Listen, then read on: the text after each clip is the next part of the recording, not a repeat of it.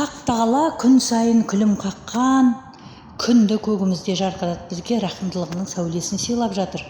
Күн әрі жылы, әрі жер бетіндегі әсемдік атаулы жаратушының міндетін атқаруда. Көгерген шөптер, табиғат аясы, осындай керемет әдемі кезеңдерді көретін көз 12 мүше берген Аллаға шүкір. Мысалы, әр күнді Алла тағаланың рахымдылығы бар. Оны сені әлемдерге рахмет етіп қана жібердік деп айтқан екенді.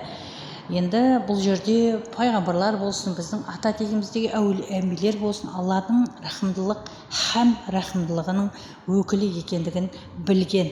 Алла тағаланың рахымына ие болу мүмкін емес, бірақ біз үнемі дұға тілейтін болсақ, қараңғылықпен, күпірлікпен, арсыздықтан, жамандықтан Алла тағалаға сыйынатын болсақ, онда біздің алдымызда небір жақсылықтар күтіп тұрғанын білуге болады.